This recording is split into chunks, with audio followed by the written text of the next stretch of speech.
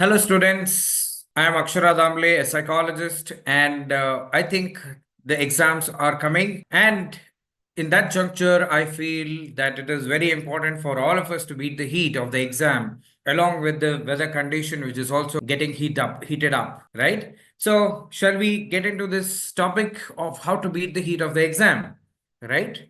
So, whenever we think about the exam, most of us have a mixed emotion. Some people feel very confident, but most of the people feel worried, anxious, and not sure how is it going to be, and so on. While we want to be like this, but at the same time, with some of the subjects, we are like this, that we are worried, we do not know what to do, how to deal with it, and so on. At the same time, one simple question that keeps bothering us, beta padhai hui? करके whenever people or the parents ask, that kind of creates a kind of chilling feeling within our stomach or within our body. And at the same time, there is one neighbor auntie or some far relative who keeps asking, have you studied? How is your preparation? What's happening? And so on. And that can also keep bothering us, especially when they keep asking and we are really not sure how is it going to be. And at the same time, there is one friend of yours who keeps taking a stack of books and reading all of them midnight oil, burning the midnight oil. And that is where you may be wondering, what should I be doing? And whether my strategies are right. Am I reading or am I studying properly? And so on. So this is where we end up comparing ourselves and doubting about our preparation, which can also create a kind of anxiety, self-doubt, and so on. But here is the important thing. Everyone is a unique person. Every one of us are unique in our own way. We will have our own strategies to prepare for exam, our own strategies to deal with the exam, our own strategies to crack the exam, and so on. So we are unique in every other way. So in such a scenario, what we need to understand is there can be a person who is reading many books to understand the same concept, but there can be another person who is reading the same book many times to understand the same concept. So both the strategies are very different, and that is why first and foremost, stop comparing yourself with others' preparation or others' mode of preparation or others' ways of preparation. Correct? You are, as I said, you are unique in your own way. So that is why figure out that unique way of yours, which I'm sure you have used it all these while, because before coming to the medical school, you have attended or you have cracked so many different exams. So this is another similar challenge, and you have to watch or you have to use your strength to deal with this new challenge. But before that, one simple thing is be clear with your syllabus. Find out what are the priority areas, which are the focus areas, which are the important areas based on the blueprint, so that you can finish most of the important topics. So again, there can be a question in your mind, which topic to be finished first, right? So ideally, what I suggest is finish the most difficult topic in the beginning. The reason being, when you are starting your preparation or when you are starting your study, again, this can be applied on a day-to-day basis or in terms of the holistic strategy as well. In the sense, you can finish all the difficult topics in the beginning of your whole preparation and then go about the easier ones. Or on a day-to-day basis, every day when you're starting your study, you can start the difficult one and then move on to the easier ones. So this will help you in finishing the difficult ones, which will make or which will give you a feel good factor, and then easier ones are easy to finish. But generally, what many students do is they start focusing on the easier ones because they want to feel good in the beginning itself. And then they think that by finishing the easier ones, I may feel good that, oh, I have finished so much. So then that can become a booster for the difficult ones. Even though it may appear very logical, generally most successful people are the ones who finish the difficult task first, then go for the easier ones, because that's where it is easy to deal with, because it doesn't need so much of bandwidth, or it doesn't need so much of effort to finish them. Correct? Along with that, definitely have a good routine for yourself, right? From sleeping on time, to waking up on time, to eating on time, to going for exercises on time. So make sure you have regular exercise, eat good food, so that you will be able to maintain a good routine. Now you may say that, hey, we all know these things, but still the anxiety is something that we are still worried about, or anxiety is something that we face on a regular basis and we do not know what to do about it. I get your point. And that is where I have come up with these solutions, or these strategies, or these ideas that I would like to share with all of you. Let's look at what is causing anxiety, right? When we all know that we are going through anxious feeling, or we feel stressed, or we feel worried, many of us do not know where is it coming from. That is where we find it difficult to deal with it. So one of the primary factors, especially when it comes to examination, is fear of failure. Whenever you have a fear of failure, it keeps bothering you. And even when you're good at something, or even when you are studying religiously with all devotion, dedication, and so on, even then there can be a problem that gets created because of fear of failure. So one simple thing that you need to understand is, maximum what can happen, you may fail today, but that doesn't mean that you are a failure for your life. In fact, recently I was talking to a surgeon, and interestingly, he said, I finished my graduation and post graduation with, after a couple of years of struggle. Basically, he was saying that I failed a couple of times, but later on, I successfully finished my master's in surgery. So he is an MS. The interesting factor that he mentioned was, because he was studying it again and again, he became so skilled that now he's a very successful surgeon. And today, nobody asks about his certificate, nobody asks about the number of attempts that he took to clear his examination. So that doesn't mean that you have to fail today. It only means that even if there is a failure that comes on your way, don't take it as a failure of your life. Take it as an opportunity for you to excel in what you are really doing.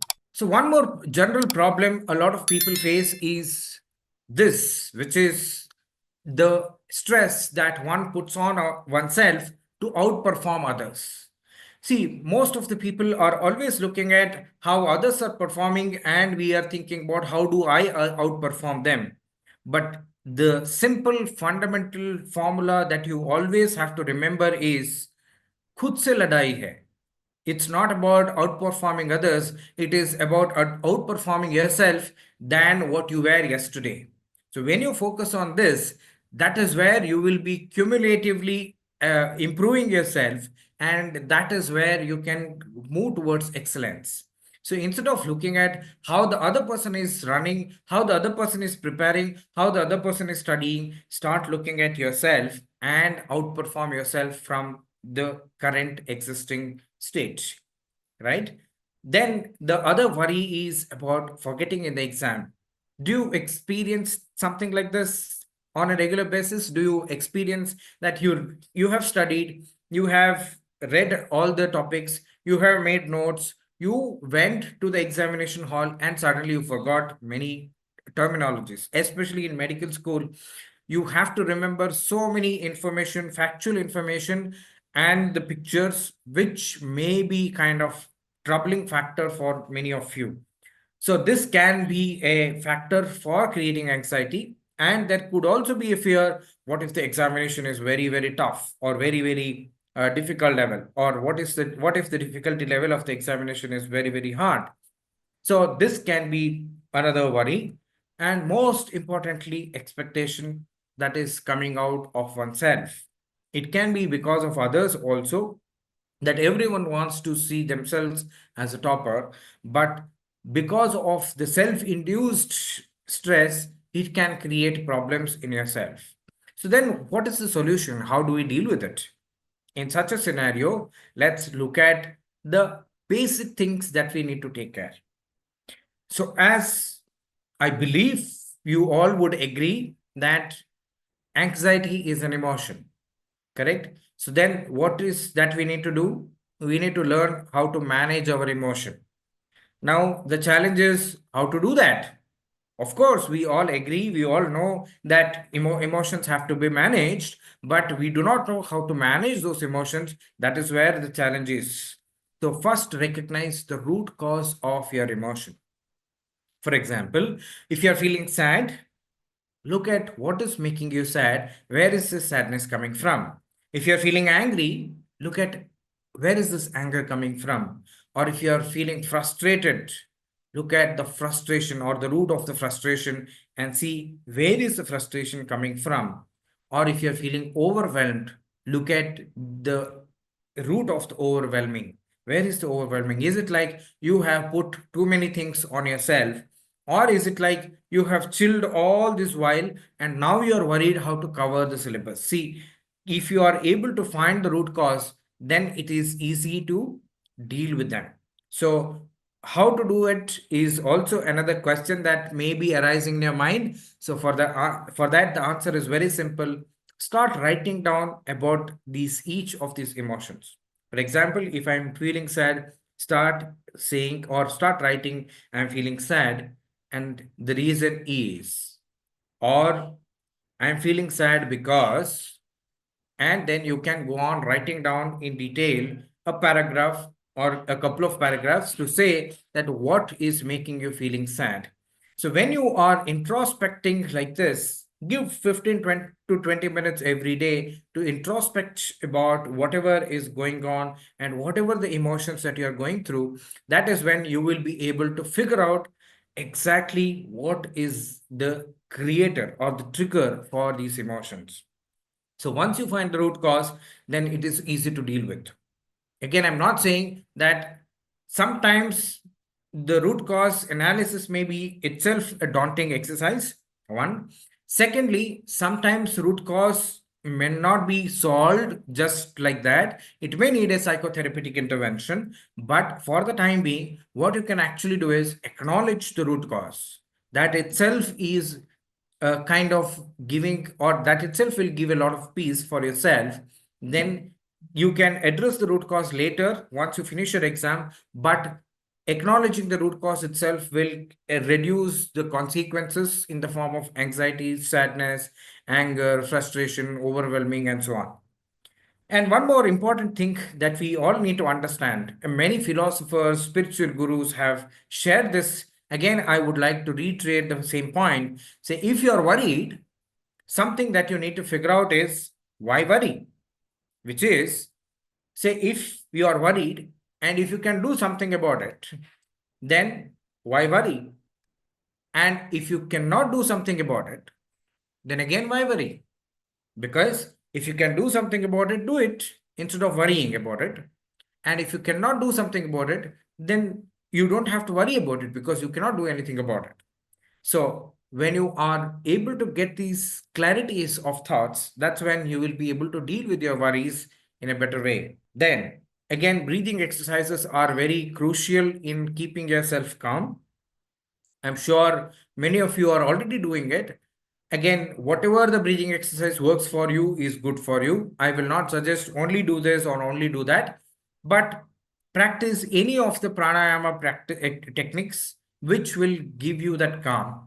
Just to name a few, Nadi Shodhana will be helpful, Bhastrika would be helpful, or Ujjayi would be helpful in keeping your mind calm. But any pranayama or breathing exercises are good.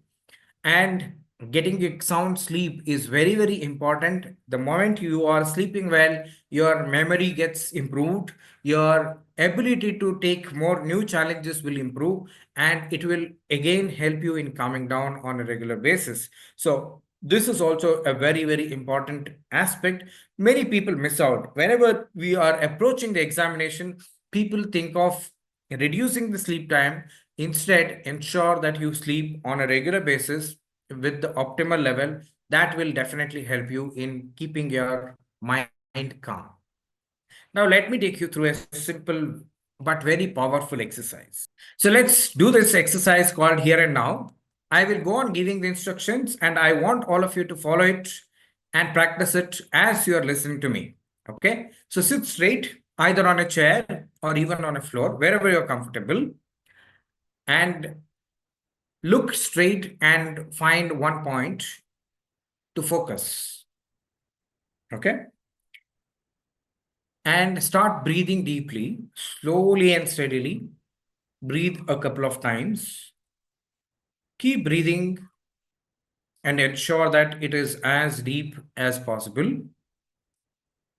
And as you are looking straight, as you are focusing on that point, slowly turn towards your left, but keep it as slow as possible. Slowly turn towards your left and keep observing everything that is visible to you out there. It could be colors, structures, shapes, pictures, anything that is available out there, and observe at a very deep level and continue to breathe deeply, slowly and steadily. Once you have reached the extreme left, slowly tilt your head towards the top. And as you are tilting towards the top, again keep it slow and observe everything that is visible out there. And then focus on the top. It could be a blank thing that is appearing, or you may find a fan, anything that is visible out there. And then slowly tilt towards your right. Again, while you breathe deeply, slowly and steadily, go to the extreme right and witness whatever is available out there. And then slowly come back to the original starting point that you started this exercise with. Again, slowly by observing everything that is available, that is visible to you. Continue to breathe deeply, slowly, and steadily. And then look at the floor, see what are the things that are there, how they are appearing, what is the design that you can see on the floor, and also observe the sensation on the lower side of your feet. Look at that touch sensation that you are having with the floor and observe your body right from the feet. Slowly start observing your ankles, calf muscles, knees, thighs, waist, abdomen, the thoracic region, chest, shoulders, the hands, the back, and the neck, and the facial muscles. Keep breathing deeply, slowly, and steadily. And right now, you are just here and now. There is no thoughts, no worries. It is just a blissful, peaceful state. Once you feel complete with this exercise, once you feel calm, composed, and truly here and now, you can just get back to your work, get back to your studies, and then you will be able to see how impactful this exercise is. It will make your mind very calm and peaceful so that you are ready to take up new challenges. With that note, I would like to conclude today's session. And if you have any questions, queries, or personalized doubts, you can email it to the White Army, or you can also email it to me, or you can also reach out to me on Instagram or LinkedIn so that I can answer those questions for you so that you can go to your examination with full preparation and get good results. Thank you so much.